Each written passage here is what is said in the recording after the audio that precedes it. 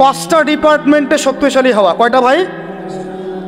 এই নসিহতটুকু আমাদের ঊর্ধ্বতন কর্তৃপক্ষের কাছে আমি হাত জোর করে করতেছি, একবার হাত জোর করে।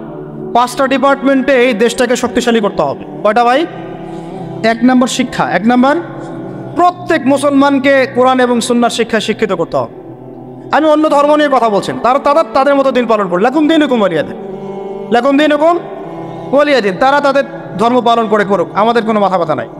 প্রত্যেক মুসলমানের বাচ্চাকে কোরআন সুন্নাহর শিক্ষায় শিক্ষিত করতে হবে এবং একই সাথে এই যুগকে চ্যালেঞ্জ করার জন্য যত সাবজেক্ট দরকার সব সাবজেক্ট আমাদেরকে শিখতে হবে ইনশাআল্লাহ। একমুখী শিক্ষা না, দ্বিমুখী শিক্ষার মেরুকরণ না, একদম দ্বিমুখী শিক্ষাকে একমুখী করে একটা কম্বাইন্ড এডুকেশন সিস্টেম চালু করতে হবে। যদি আপনারা না পারেন আমাকে দায়িত্ব দেন, আমাদেরকে বলেন যে ভাই বা ছোট ভাই, তোমাকে আমি 1 বছর সময় দিলাম, শিক্ষার বিষয়গুলো গোছায় দাও, বিনা পারিশ্রমিকে ইনশাল্লাহ করে দেব, কোনো সমস্যা। 1টা টাকাও দিতে হবে না, জাস্ট একটা চেয়ার টেবিল দেন, 100 জন আলেম দেন, 100 জন বুদ্ধিজীবী দেন, গড়ে দেবো ইনশাআল্লাহ। প্লে গ্রুপ থেকে মাস্টার্স পর্যন্ত আমাদের ছেলেমেয়েরা এমন শিক্ষায় শিক্ষিত হবে যেটাকে শরীফের গল্প শেখাবে না ইনশাআল্লাহ। বরং আমার ছেলে পাইলটও হবে, বিমানও চালাবে, আমার ছেলে ইনশাআল্লাহ হাফেজে পড়ানো হবে, আমার মেয়ে ডক্টরও হবে ইনশাআল্লাহ, আমার মেয়ে আয়েশা রাদিয়াল্লাহু আনহার মতো মুহাদ্দিসও হবে ইনশাআল্লাহ। আমাদের এক ভাই সে রাজনীতিবিদও হবে ইনশাআল্লাহ, জুমার খুতবাও দিতে পারবে ইনশাআল্লাহ।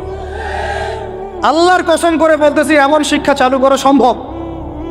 শুধু আপনারা যদি একটু সৎসাহস দেখান, একটু উদ্যোগ গ্রহণ করেন, আল্লাহ পাক বহুত আজর দিবেন আপনাদেরকে। আল্লাহ পাক এই ওসিলে আপনাদের সব গুনাহ মাফ করে জান্নাতও দিতে পারেন। আল্লাহর রাস্তায় আল্লাহর দিকে ফিরে আসেন। আমি আপনাদের সবচেয়ে শ্রেষ্ঠ বন্ধু, আমাকে শত্রু মনে করেন না। ইউসুফ আলাইহিস সালাম এক পর্যায়ে বলেছিলেন যে আমি যোগ্য, আমাকে দায়িত্ব দেন। মনে আছে আপনাদের? যখন সমাজে দুর্ভিক্ষের স্বপ্ন দেখলেন রাজা, রাজ দরবারে গিয়ে তিনি বললেন যে দেখেন, আপনার স্বপ্নটা এমনি এমনি স্বপ্ন না, 7 বছর এখানে ফসল ফলবে, 7 বছর দুর্ভিক্ষ হবে। যদি আপনি আমাকে দায়িত্ব দেন, আমি ইনশাআল্লাহ এমন একটা অর্থ ব্যবস্থা প্রণয়ন করব যে ইনশাআল্লাহ এই দুর্ভিক্ষের কবল থেকে মানুষ বেঁচে যাও। মানুষ বাঁচে নাই, বাঁচে নাই।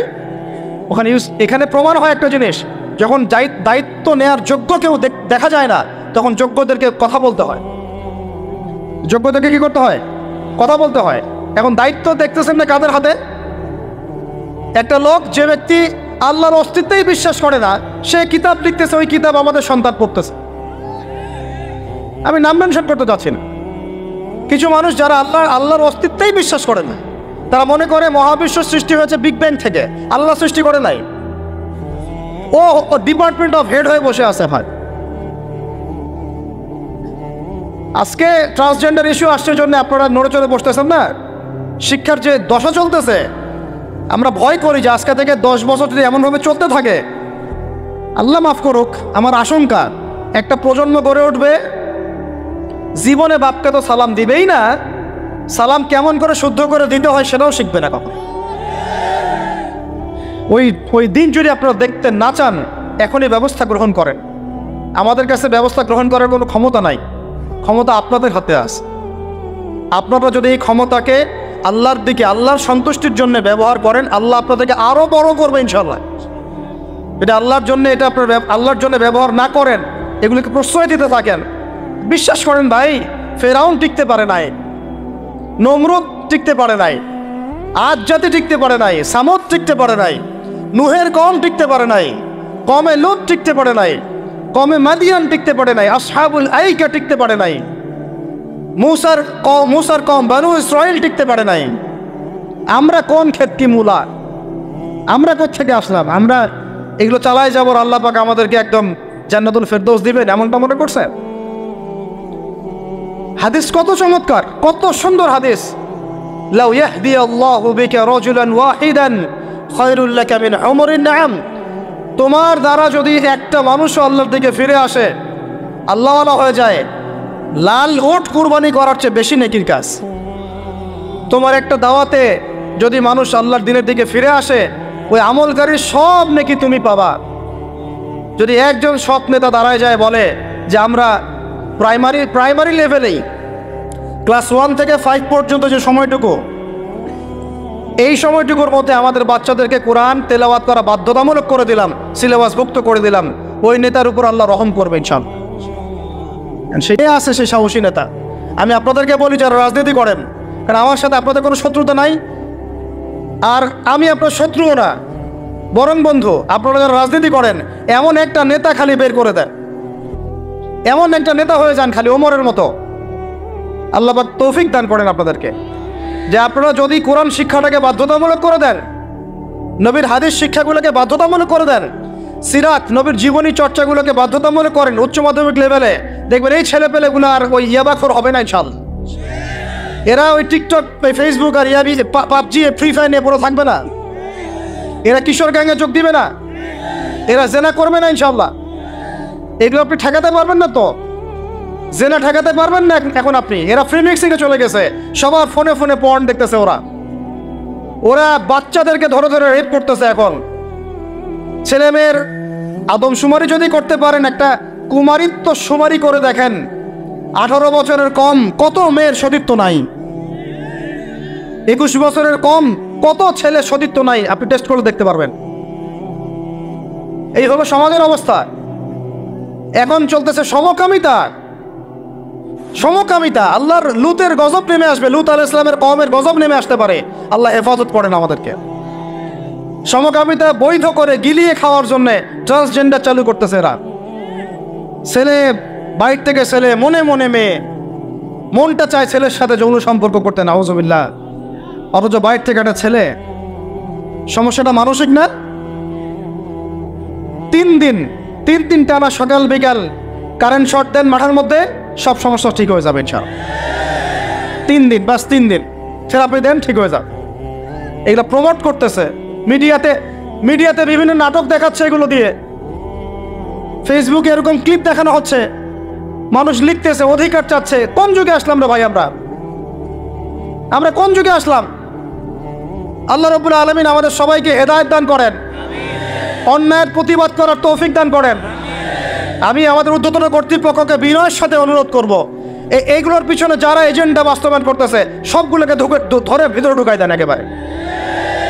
7 দিন রিমান্ডে রাখেন, ঠিক হয়ে যাবে ইনশাআল্লাহ। আপনারা খালি দাড়ি টুপি পাগড়ি জুব্বা দেখলেই সন্ত্রাসী মনে করেন? এরা তো স্পষ্ট সংস্কৃতির সন্ত্রাস, স্পষ্ট শিক্ষা সন্ত্রাস। আমাদের ছেলেপেলেদেরকে ছেলে জেনা করানোর দিকে নিয়ে যাচ্ছে এরা। কালকে যদি আপনার ছেলে একটা ছেলেকে বিয়ে করে, আপনি খুশি হবেন? আস্তাগফিরুল্লাহ, নাউজুবিল্লাহ। আল্লাহ পাক আমাদেরকে হেফাজত করেন, আল্লাহ পাক আমাদেরকে মাফ করেন। আপনার মেয়ে যদি কালকে একটা মেয়েকে বিয়ে করে নিয়ে আসে, আপনি সমাজে মুখ দেখাবেন কিভাবে? এগুলো এখন যদি না থামাই, তাহলে কখন থামাবেন? ওই যে বললাম, সুদ যখন চালু হয়েছিল আমরা সবাই কিন্তু প্রতিবাদ করি নাই। এখন সবাই সুদখোর হয়ে যাচ্ছে দিন দিন। আমরা যে অনেকে তাহাজ্জুদ পড়ি, করে কান্নাকাটি করি, আল্লাহ দোয়া কবুল করো, এইটা করো সেইটা করো। দেখেন দোয়ার বেশিরভাগই কবুল হয় না। কেন হবে? অর্থনৈতিক জীবনে তো সুদ খাচ্ছি, আমি ঘুষ খাচ্ছি, দুর্নীতি করতেছি, হারাম খাচ্ছি, পণ্যে ভেজাল দিচ্ছি। আল্লাহ পাক আমাদের সবার রিজিককে হালাল করার তৌফিক দান করেন। আর লম্বা করি না ভাই, অনেক রাত হয়ে যাচ্ছে। যে একটা বলেছিলাম যে আমাদের ডানে বামে সব বেষ্টিত, আপনি কিন্তু কোথাও যেতে পারবেন না, এখানেই বাঁচতে হবে, এখানেই মরতে হবে। অতএব আমি 5টা কথা বলছি, 5টা ডিপার্টমেন্টে এই জাতিটাকে শক্তিশালী করতে হবে। আল্লাহ পাক তৌফিক দান করেন। 1 নাম্বার শিক্ষা। 1 নাম্বার কি ভাই? এমন কোন শিক্ষা? শুধু একমুখী না, 2মুখী শিক্ষার সমন্বয়। কোনটা? কোরআন সুন্নাহও থাকবে, আবার জেনারেল শিক্ষাও থাকবে। আল্লাহ পাক তৌফিক এনায়েত করেন, আমিন। 2 নাম্বার অর্থনীতি। 2 নাম্বার কি? আমাদের অর্থনীতি এত শক্তিশালী করতে হবে যে আমাদেরকে যেন পশ্চিমাদের কাছে কখনো হাত পাততে না হয়। আমাদের কৃষি দিয়ে আমরা চলবো, ইনশাআল্লাহ। আমাদের যাকাত ভিত্তিক অর্থনীতি দিয়ে আমরা চলবো ইনশাআল্লাহ। আমাদের সত্যি এটা সোনার বাংলা, এটা সত্যি সত্যি সোনার বাংলা। আমাদের জমিতে এমন কোনো ফসল নাই ফলে না, তাই না ভাই? কৃষকের কাছে যে ফসলটা ফলে রুট লেভেল থেকে, ওইটা বাজারে আসতে আসতে 10 গুণ দাম বৃদ্ধি হয়ে যায়, সিন্ডিকেট হয় মাঝখানে। এগুলো বন্ধ করলে আমাদের উৎপাদন খেয়ে আমরা শেষ করতে পারবো না। আমাদের যে পরিমাণ ইলিশ মাছ হয় এটা আমরা খেয়ে শেষ করতে পারবো না। আমাদের সমুদ্রে যে পরিমাণ সম্পদ আছে না, এটা উঠাইলে আমাদের জাতির মাথাপিছু আরো বেড়ে যাবে। মাটির তলে গ্যাস আছে, আর যেখানে গ্যাস আছে তার মানে কি জানেন? তার মানে তার নিচে তেল আছে। আজকার কালগণ তেল পাওয়া যাবে, আর তেল পাওয়া গেলেই দেখবেন আমেরিকা এসে আঁকড়া কাটছে। ওদের কাজই এটা। তখন বলবো যে, তখন যেই সরকারে থাকুক বলবে সরকার ভালো না, ওখানে গণতন্ত্র কায়েম করতে হবে, আমাদেরকে যাইতে হবে। উদ্দেশ্য কিন্তু সরকার না, উদ্দেশ্য কি? তেল। এটাই তেল চোর, সারা বিশ্বের তেল চোরেরা। আর এই তেল নিয়ে নিয়ে নিয়ে নিয়ে কি করেছে জানেন না আপনারা? এগুলো বলতে গেলে অনেক কথা। নিজের দেশের নিচে বাংকার তৈরি করছে। এই বাংকারে কত গ্যালন গ্যালন তেল যে রিজার্ভ করা আছে আপনি জানেন না। বলি নাহলে মানে আপনারা বুঝবেন না। এটা একটা কাগজ, এটা কি? এটা ছাপাইতে কি লাগছে? একটা কাগজ লাগছে, একটা কালি লাগছে, আর একটা ছাপাখানা লাগছে, দ্যাটস অল। ঠিক আছে? আচ্ছা, মনে করেন এটা কাগজ না, এটাকে নাম্বার দিয়েছি 100, একটা 1 চোখ 8 করছি, একটা লোকের ছবি দিয়েছি, এটা হয়ে গেছে এখন ডলার। কি হয়ে গেছে ভাই? ডলার। এই ডলার নিয়ে গিয়ে আমি আরবের শায়েখদেরকে বলেছি যে তেল যদি বিক্রি করতে হয় তাহলে ডলারেই করতে হবে, তেল বিক্রি করতে হলে এই ডলারেই করতে হবে। তো আরবের শায়েখরা বলেছে ঠিক আছে রাজি, কুল্লু খালাস ইয়া হাবিবি। ওরা বলেছে ঠিক আছে, আমরা শুধু তোমাদের কাছেই তেল কিনবো, আর কারোর কাছে তেল কিনবো না। শুধু তোমাদের গালফ কান্ট্রির কাছে তেল কিনবো, আর কারোর কাছে তেল কিনবো না। আর তোমরা শুধু ডলারে তেল কিনবা, অন্য কোনো কারেন্সিতে তেল কিনতে পারবা না। টাকা দিলে তেল দিবে না, রুপি দিলে তেল দিবে না, লিরা দিলে তেল দিবে না। যতক্ষণ আপনি এই ডলারটাকে মানে ওই আপনার টাকাটাকে ডলারে কনভার্ট না করছেন ততক্ষণ পর্যন্ত তেল দিবে না। এই যে চুক্তিটা হলো, এই চুক্তিটা হয়েছে বাদশাহ ফয়সালের ইন্তেকালের পরে, সরি বাদশাহ ফয়সালের যুগে। বাদশাহ ফয়সাল, কিং ফয়সাল রাহিমাহুল্লাহ, তার সময় আরব ইসরায়েল যুদ্ধের সময় তিনি তেল বয়কট করেছিলেন। তো এই চুক্তিটার নাম হচ্ছে পেট্রো ডলার মনিটরি সিস্টেম। কি বললাম বলেন? Petro dollar monetary system. এখন বলেন, ওলামায়ে কেরাম তো অনেকে আছেন এখানে, বলেন তো এই চুক্তিটা জায়েজ না জায়েজ? এক সময় কেনা বেচা হতো সোনা দিয়ে, কি দিয়ে? গোল্ড কয়েন দিয়ে, রূপার কয়েন দিয়ে। ওইটা দিয়ে নবী সাল্লাল্লাহু আলাইহি ওয়াসাল্লাম কেনা বেচা করতেন। ওইটার মান কিন্তু কখনো কমে যাবে না, যাবে? কখনো কমবে না।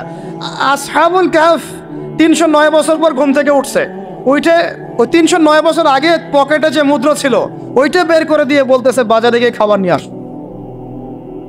বুঝেন নাই? আর আপনি আপনার এই যে 1000 টাকাকে পকেটে রেখে 309 বছর ঘুমান, ঘুম থেকে উঠে এটা বের করে দিয়ে বলেন খাবার নিয়ে আসুন। ওই সময় 309 বছর আগে ওই 1000 টাকা দিয়ে যদি 1 কেজি গরুর মাংস পাওয়া যাইতো, 309 বছর পর বের করে দেখবেন ওই 1000 টাকা দিয়ে আপনি ডিম পাইতে পারেন, একটা বড়দের একটা কি ডিম বা মুরগি পাইতে পারেন। এটাকে ইনফ্লেশন বলি আমরা। কি বলি? ইনফ্লেশন। তো যাই হোক, ওইদিকে যাচ্ছে না। এখন এটা বুঝেন, এই যে ডলারটা আমি ছাপাইছি, আমার কোনো খরচ আছে? এই ডলারটা ওকে দিলাম, দিয়ে আমি তেল নিলাম।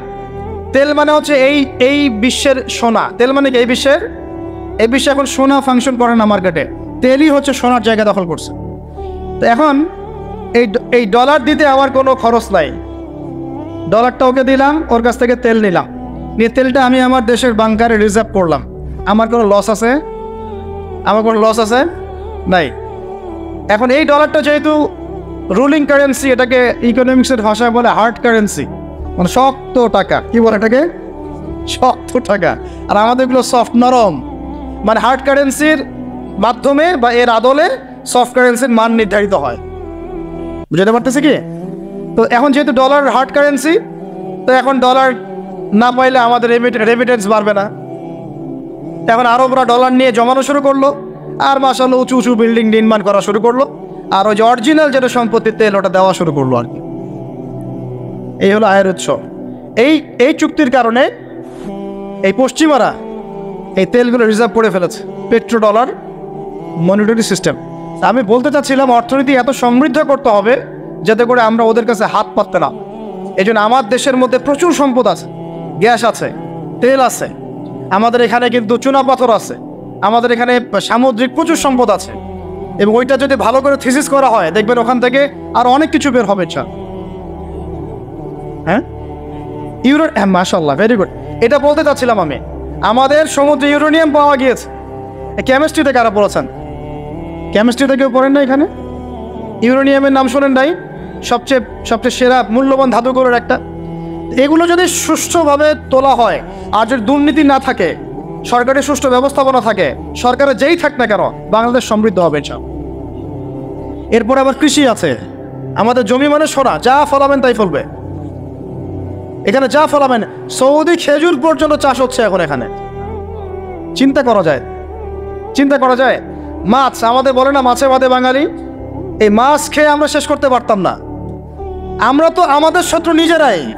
মাছকে আপনি ফরমালিন দিয়ে নষ্ট করছেন, খাদ্যে আপনি ভেজাল দিয়েছেন, বাজারে আপনি সিন্ডিকেট করে দাম বাড়াইছেন। আমাদের গার্মেন্টস শিল্প, যে পোশাকগুলো আমরা নির্মাণ করি, এগুলো আমাদের পরে শেষ করতে পারতাম না আমরা। এগুলো এখন বেশিরভাগই বাইরে যাচ্ছে। তো অনেক প্রবলেম। এই জিনিসটা এক কথায় উত্তর হচ্ছে, যদি আমরা অর্থনীতি সমৃদ্ধ করতে না পারি, আগামী বিশ্বকে আমরা চ্যালেঞ্জ করতে পারব না। উপরে যে বা যারাই থাকেন তাদের সাথে আমাদের কোনো দ্বন্দ্ব নেই। আমাদের একটা আহ্বান, উদাত্ত আহ্বান, করজোর অনুরোধ, শিক্ষার সাথে সাথে অর্থনীতি সমৃদ্ধ করার চেষ্টা করতে হবে। এর পথে বাধা কি? তাহলে এর পথে বাধা হচ্ছে দুর্নীতি। বাধা কি বলেন? এই একটা অভিশাপ জাতির উপর থেকে না সরাতে পারলে এই সোনার বাংলা আমরা করতে পারবো না ভাই। 50 বছর থেকে আমরা পারতেছি, কিন্তু প্রয়োজনের তুলনায় এটা যথেষ্ট না। আমাদের টপ টু বটম সবাই দুর্নীতির সাথে কম বেশি সম্পৃক্ত হয়ে যাচ্ছে। আল্লাহ পাক আমাদের সবাইকে হেফাজত করেন। এগুলো অন্যের সম্পদ আত্মসাৎ করলে পরে আল্লাহ ইবাদত কবুল করবেন না। আল্লাহ পাক আমাদের সবাইকে সৎ হওয়ার তৌফিক দান করেন, সততা বজায় রাখার তৌফিক দান করেন। আর 3টে জাস্ট পয়েন্ট বলে শেষ করে দেব। 3 নম্বর পয়েন্ট হচ্ছে, আমাদের যুব সমাজকে নিয়ে সত্যিকার অর্থেই একটা কর্মমুখী পরিকল্পনা প্রণয়ন করতে হবে। আমাদের অন্যতম একটা সমস্যা হচ্ছে বেকারত্ব। সমাজের যুবকরা দেখেন না, যে জেনারেশনটা যুদ্ধ করেছিল আমাদের বাংলাদেশের মাটিতে, এই জেনারেশনটা কি তারা পারবে? ওদের কি সেই ফিটনেস আছে? ওদের সেই কি প্রশিক্ষণ আছে? ওদের কি সেই খাদ্যাভ্যাস আছে? ওদের কি সেই চেতনা আছে? আমি তো নিজে ইংলিশ মিডিয়ামে পড়েছি। আমাদের ব্যাকগ্রাউন্ডে এমন অনেক স্টুডেন্ট ছিল যারা ভাষা দিবস, শহীদ দিবস নাম ওটা কবে সেটা বলতে পারে না। 7ই মার্চ কি হয়েছে তারা জানে না। 16 ডিসেম্বর কি দিবস ওরা জানে না। এরকম বহু আপনি স্কুল জরিপ করেন, বহু English medium, English version school আছে, ওরা জানে না এগুলা কি। ওরা এগুলো পড়ে না, জানে না। সংস্কৃতির কথা বলি, ভাষার কথা বলি, গৌরবের কথা বলি, এগুলো আমাদের গৌরবের জায়গা। কিন্তু আপনি দেখেন প্রত্যেক মোড়ে হিন্দি গান বাজতেছে, বাংলা গান কয়জন শুনতেছে? নজরুল নাই, হারাই গেল। নজরুলকে হারাই ফেললাম, জসিমউদ্দিনের কবিতা হারাই গেল, ডক্টর শহীদুল্লাহর কথাগুলো আস্তে আস্তে হারাই যাচ্ছে। আহমদ ছফা নাই। আমরা ওইসব জায়গায় কাদেরকে বসাচ্ছি? আমি কাউকে আঘাত করতে চাচ্ছি না। আমরা ওইসব জায়গায় কাদেরকে বসাচ্ছি? দেখেন, একটা সময় ব্রিটিশ বিরোধী বিদ্রোহের সময় আমাদের বাপদাদারা হিন্দিতে, উর্দুতে পর্যন্ত কবিতা লিখে প্রতিবাদ করেছিলেন। আপনারা অনেকেই জানেন এগুলো, যারা পড়াশোনা করেন। তারা তখন বলতেন, একটা ডায়লগ ছিল যে কি জানি, सरफरोशी की तमन्ना अब हमारे दिल में है, देखना है जोर कितना बाजुए कातिल में है। মনে নেই আপনাদের অনেকের? মানে স্বাধীনতার তামান্না আমাদের মনের মধ্যে আছে, খালি দেখার বাকি যে কাতিল বা জালেমের বাহুতে কত শক্তি আছে। কি কবিতা ছিল ওই সময়কার। তো আমরা এগুলো হারাই ফেলতেছি। আমাদের ইয়াং জেনারেশনকে যেমন করে কোরআন সুন্নাহ শিক্ষিত করতে হবে, দেশ, জাতি, ঐতিহ্য, সংস্কৃতিতেও বলিয়ান করতে হবে। একই সাথে ওদের বেকারত্ব দূর করার জন্য কর্মমুখী পরিকল্পনা গ্রহণ করতে হবে। এদেরকে কাজে লাগান। বেকার বসে আছে, অলস, সারাদিন মাথার মধ্যে দুনিয়া শয়তানি, সারাদিন মোবাইল, লুডো খেলে, পাবজি, ফ্রি ফায়ারে, কাজ নাই কোন কাজ। আল্লাহ পাক আমাদেরকে এই ফিতনাগুলো থেকে হেফাজত করেন। আমি আর এই জায়গায় আমাদের এই স্বজন প্রীতি এগুলো ত্যাগ করতে হবে। প্রতিভা যার, তাকে মূল্যায়ন করতে হবে। যদি আমার প্রতিভা থাকে, আমাকে চাকরি দিতে হবে। ওই ভাইয়ের প্রতিভা থাকে, তাকে চাকরি দিতে হবে। ওই ভাইয়ের প্রতিভা আছে, সে রিটার্নে ফার্স্ট হয়েছে, ভাই ভালো করেছে, ওকে অগ্রাধিকার দিতে হবে। কেন আমি দল করে বলেই আমার চাকরিটা হবে? কেন আমার মামা অমুক, খালা অমুক, খালু অমুক বলেই চাকরিটা হবে? কেন হবে? এই অন্যায় যদি চলতে থাকে আল্লাহর গজব নেমে আসবে। আর বিশ্বাস করেন, এই যে ট্রান্সজেন্ডার এগুলো কথা বলছেন না, এগুলো আল্লাহরই গজব। কার গজব? আল্লাহর পক্ষ থেকে গজব আকারে আসতেছে। 4 নাম্বার, 3টা বলেছি ভাই। একটা হচ্ছে শিক্ষা, আমরা শক্তিশালী হব কোথায়? শিক্ষা ইনশাআল্লাহ। 2 নাম্বার অর্থনীতিতে, 3 নাম্বার কর্মসংস্থান। 4 নাম্বার হচ্ছে আমাদের এই জাতির একটা বড় অংশ, প্রায় 50% হচ্ছে মেয়েরা, মহিলারা। তাদেরকে কাজে লাগাতে হবে অবশ্যই। আমরা মহিলাদেরকে অনেক ক্ষেত্রে দিনই ক্ষেত্রেও পিছায় ফেলছি। আপনারা আসছেন, বসছেন, আওয়াজ শুনলেন, কয়জন মহিলা এই সুযোগটা পায়? কয়টা বাসায় মহিলাদের তালিম হয়? কয়টা দেশে মহিলা মাদ্রাসার সংখ্যা আসলেই কত? মহিলা আলেমা খুঁজে পাচ্ছি না। আমরা মাদ্রাসা প্রতিষ্ঠা করতে গেলে আলেমা খুঁজে পাচ্ছি না, যে মুফতি বা ইফতা ফারেক বা দাওরা হাদিস পাশ করা আলেমা খুঁজে বের করতে হচ্ছে। অনেকে দেখা যাচ্ছে, আমি নিজেদের কথাই বলছি, ইফতা দিয়েছেন, দাওরা ফারেক করেছেন আমার পরিবারের এবং বংশের অনেকেই, তার আগেই বিয়ে সংসার হয়ে গেছে, এখন সংসার নিয়ে ব্যস্ত। তাহলে এখন মেয়েদের মধ্যে খেদমত কে করবে? আমি আপনি কি মেয়েদের মধ্যে এইভাবে ওয়াজ করতে পারবো? ওদেরকে সামনে নিয়ে বসতে পারবো? ওদের সমস্যাগুলিকে আমরা সলভ করতে পারবো? তাহলে আপনার বোনকে দায়িত্বটা পালন করতে হবে, আপনার মেয়েকে বা আপনার স্ত্রীকে। তো সেক্ষেত্রে তো আমরা সেরকম স্ত্রী, সেই মেয়ে, সেই জেনারেশন তৈরি করতে পারছি না। অনেক আলেমের স্ত্রী পর্যন্ত দুনিয়াদার হয়ে গেছে এখন, সোনা দানা গয়না গাটি, ব্রু প্লাক, ফ্যাশন এগুলো করতেছে। হ্যাঁ, তো এগুলো থেকে আমাদেরকে বের হয়ে আমাদের স্ত্রীদেরকেও খাদিজা আয়েশা রাদিয়াল্লাহু আনহুমা তাদের মতো করে দ্বীনের পথে সহযাত্রী বানাতে হবে। আল্লাহ পাক তৌফিক দান করেন। আল্লাহ পাক আমাদের এই পুরো মা বোনদেরকে হেদায়েত করেন, তাদেরকে খাস পর্দায় থাকার তৌফিক দান করেন ইনশাআল্লাহ। আমাদের এই যুবকরাই সোনার বাংলা করবে ইনশাআল্লাহ। হ্যাঁ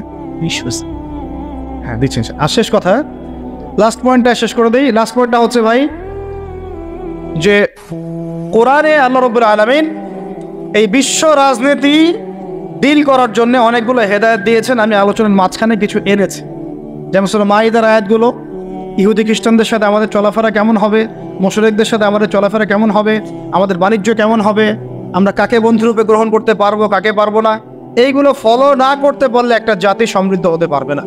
তখন আমরা কিন্তু সবাই মিলে এইভাবে প্রতিবাদ করি নাই। আজকে যখন তারা একটা জিনিসকে প্রতিষ্ঠা করার চেষ্টা করতেছে ওদের স্বার্থে, ইসলামের বিপক্ষে, এখন আমাদের অনেকে টনক নড়তেছে যে আরে এ কি হচ্ছে, আমাদের মুসলমানদের বাচ্চারা এগুলো কি শিখতেছে। সমস্যা হচ্ছে আমরা সমস্যা আসলে শুরুতে বোঝার মতো ওই নূর, বাসিরা, হিকমা আমাদের এখনো পয়দা হয়নি। তো শেষে গিয়ে একদম কুলে, কি বলে ওটাকে, মাঝপথে গিয়ে যখন দড়িয়ে যখন নৌকা ডোবা শুরু করে, তখন আমাদের হুঁশ ফিরে, আরে কি হচ্ছে। তো আল্লাহ পাক আমাদেরকে বিজয় দিবেন, এটা প্রতিশ্রুতি দিয়েছেন। যে একটা নিয়ে কথা বলতে গেলে ভিতরে চলে গেছে। আমার সমস্যা এটাই, আলোচনা করতে গেলে একটু বেশি ভিতরে চলে যায়, পরে আর বেরোতে লাগে। আপনারা কি আলোচনা বুঝতে পারতেছেন? আল্লাহ পাক আমাদেরকে প্রতিশ্রুতি দিয়েছেন যে তোমরা দুশ্চিন্তাগ্রস্ত হও না, তোমরা টেনশন করো না, ভয় পেও না, হীনবল হও না, আনতুমুল আ'লাউনা, তোমরাই বিজয়ী হবে এই দুনিয়াতে এবং আখিরাতে, তোমরাই বিজয়ী হবে ইন কুনতুম মুমিনিন, যদি প্রকৃতপক্ষে মুমিন হয়ে থাকো। আমাকে বলেন, যারা আজান শুনেও নামাজে যায় না, এরা কি মুমিন? বলেন। আপনি মনে করছেন আমি জুমার নামাজ তো পড়ি, ঈদের নামাজ তো পড়ি। এমনও হতভাগা মানুষ আছে পৃথিবীতে যাদের নামাজ প্রথমবার তারা নামাজ পড়ে জানাজার নামাজ, আছে না ভাই? আল্লাহ পাক আমাদের সবাইকে 5 ওয়াক্ত নামাজি হওয়ার তৌফিক দান করেন, এবং কাজা নামাজ অনেকের আছে, আল্লাহ পাক সেগুলো আদায় করার তৌফিক দান করেন। আপনারা যখন হজ উমরা সফরে যাবেন, বেশি বেশি সেখানে নামাজ পড়বেন, কারণ ওখানে 1 রাকাত নামাজ হারাম শরীফে পড়লে 1 লক্ষ রাকাতের নেকি হয়, আর মদিনা মুনাওয়ারায় পড়লে, মানে হারামে পড়লে 1000 নেকি হয়। আর এই দুইটা আমরা খুব ভালো জানি, মিম্বরে আলোচনা হয় খুব, মাশাআল্লাহ, তাই না? তো নসিহত হচ্ছে ওখানে গিয়ে আমরা বেশি বেশি নামাজ পড়বো, নফল নামাজ, ঠিক আছে? কাজা নামাজগুলো হিসেব করে আদায় করার চেষ্টা করবো ইনশাআল্লাহ। তবে হাদিসে আরেকটা জায়গা আছে, ওইটা আমরা ভুলে গেছি। আরও একটা মসজিদ আমাদের আছে ভাই, যেখানে 2 রাকাত নামাজ পড়লে জীবনের সব গুনাহ মাফ হয়ে যায়। ওইটা আমাদের পাঠ্যপুস্তকে নাই, আমাদের চেতনায় নাই, আলোচনায় নাই, মিম্বরে নাই, খুতবায় নাই। সেই মসজিদ কোথায়? ওই মসজিদ কি আমাদের না ইহুদিদের? কি মনে হয় আপনাদের? ওই আল-আকসা কি আমাদের না ওদের? ওইখানে 2 রাকাত নামাজ পড়লে, সফর করে 2 রাকাত নামাজ পড়লে জীবনের সব গুনাহ মাফ হয়ে যাবে। ওইখানে আমরা এখন ঢুকতে পারি না। কারো কোনো ফিকির আছে? ইয়াংদেরকে বলতেছি ভাই, লেকচারগুলো আমাদের বেশিরভাগই ইয়াংদের জন্য। যে এই যে সেলফি, এই শোডাউন, একজন বক্তাকে আপনি দেখতে চান, ইসলামী সেলিব্রিটিজম, এগুলো যে চালু করেছি আমরা, এইগুলো দিয়ে দিন আল্লাহর জমিনে কায়েম হবে না। এগুলো ভালোবাসা মহব্বতের নিদর্শন না। সত্যি সত্যি যদি আমাদেরকে আপনারা মহব্বত করে থাকেন, এমনভাবে নিজেকে গড়েন যাতে বাইতুল মুকাদ্দাস জয় করতে পারেন। ওই দিন বুঝবো যে আপনারা আমাদেরকে মহব্বত করেন, আমাদের কথা শুনেন, মানেন, বুঝেন। এমন একটা জামা আমাদেরকে করতে হবে যার একজন নেতা থাকবে, একটা নেতা, একদম সামি'না ওয়া আতা'না, শুনলাম মানলাম এমন নেতা। এত ইখতিলাফ, এত বিভক্তি চলবে না। মানে বিভক্তি, ইখতিলাফ থাকতে পারে মাসলা মাসাইলের ব্যাপারে, ফিকহি ব্যাপারে, কিন্তু এই এত দলীয় বিভক্তি থাকা যাবে না। এক টেবিলে আলেমদেরকে বসতেই হবে। আলেমরা যদি এক টেবিলে না বসে ঐক্যের দৃষ্টান্ত স্থাপন না করতে পারে, জনগণ ঐক্যবদ্ধ হতে পারবে না। বাংলাদেশের সবচেয়ে বেশি দরকার এখন উলামায়ে কেরামের ঐক্য। আমরা যারা ছোটরা আছি, আমাদের মূল কাজ এখন এইটাই, আমরা এটাই ফিকির করি কিভাবে আলেমদেরকে একটা জায়গায় বসানো যায়। আলেমরা যদি ঐক্যবদ্ধ হতে পারেন, জনগণ একদিকে ফোকাস করে চলতে পারবে ইনশাআল্লাহ। এবং তাদের মধ্যে যদি একজন আমির নিযুক্ত করা হয় এবং তার কথা যদি আমরা সুরাভিত্তিক মেনে চলি, ইনশাআল্লাহ বাংলাদেশ কেন, পুরো বিশ্বে দিন কায়েম করা সম্ভব। আমরা এই দিক থেকে আমরা মোটামুটি 20-30 বছর পিছায় আছি এখন। বুঝতে পারছেন না আমার কথা? এই দিক থেকে দেখেন, আল্লাহ নবী সাল্লাল্লাহু আলাইহি ওয়াসাল্লাম মক্কাতেও সাহাবীদের মধ্যে কখনো বিভক্তি হতে দেন নাই। একজন নেতা, তার আন্ডারে সব সাহাবীরা বায়াত করে আছেন, হাতে হাত রেখে, ব্যাস যা বলবেন তাই। ডানে যাইতে বলে ডাইনে, বামে যাইতে বলে বামে। মার খাচ্ছেন, যদি নবীজি বলেন হিজরত করে চলে যাও, হিজরত করে চলে গেল আবিসিনিয়ায়, তাই না? আর যদি নবীজি বলেন সবর করো, সাবরান আলা ইয়াসির ফাইন্নামা ওয়াইদাকুমুল জান্নাত, সবর করো, তোমাদের জন্য জান্নাত, সবর করতেছেন, মার খাচ্ছেন, তাও কোনো কথা বলতেছেন না। এইরকম সামি'না ওয়া আতা'নার জেনারেশন না থাকলে দিন কায়েম হয় না, যেটা আমাদের বিগত 50 বছর আমরা করতে পারি নাই। এটাই সত্য কথা। এটা করার জন্য সবার আগে আমাদের মনের হিংসা দূর করতে হবে। কি দূর করতে হবে? মনের হিংসা দূর করতে হবে, মনের অহংকার দূর করতে হবে, নিজেকে ছোট মনে করা শিখতে হবে। আমি ছোট মানুষ, বড়রা যে দায়িত্ব দিবেন সেটা পালন করব। আলেম ওলামার সহবতে থাকবো, তাদের পরামর্শ চলবো, আমাকে যেভাবে গাইড করেন সেভাবে চলবো, যখন যে দায়িত্ব আসবে সেটা পালন করব। চিন্তা এরকম না থাকলে আপনি চলতে পারবেন না, বিদ্রোহী হয়ে যাবেন তখন। বেয়াদবি, এই যে প্রথমে একটা কথা বলছি, বেয়াদবি। আমরা অনেকেই বড় বড় বরেণ্য আলেমদের সাথে বেয়াদবি করছি, তাদের মানিজ্য হানি করছি। অনলাইনে লাইভে চলে আসলাম, একটা কথা বলে দিলাম, একটা পোস্ট দিয়ে দিলাম, ভাবছি আমি ইসলামের বড় উপকার করে ফেললাম। আদতে আমি বিশৃঙ্খল একটা অবস্থা ছিল, আরও বিশৃঙ্খলতা বাড়ালাম। আমি কাছাকাছি তো আনতেই পারলাম না। কিছু মানুষের কাজ দেখলে মনে হচ্ছে যে তাদের একটাই কাজ। কি একটাই কাজ? অনলাইনে একটা একটা করে আলেম, একটা একটা করে বক্তা, একটা একটা করে দায়ীর নাম ধরে ধরে সমালোচনা করা। এটা করে আপনি দিনের কি উপকারটা করতেছেন? এই কাজগুলো করে আপনি দিনের কোন জায়গায় খেদমতটা করতেছেন বলেন? এতে করে মানুষের দিন সম্পর্কে, সেই আলেম সম্পর্কে, সেই বক্তা সম্পর্কে, সেই ওস্তাদ সম্পর্কে, সেই ইসলামী দল সম্পর্কে কি ভালো ধারণা সৃষ্টি হচ্ছে না খারাপ? আমরা যদি প্রশ্ন করি যে আপনি নিজের চেহারাটা একটু আয়নায়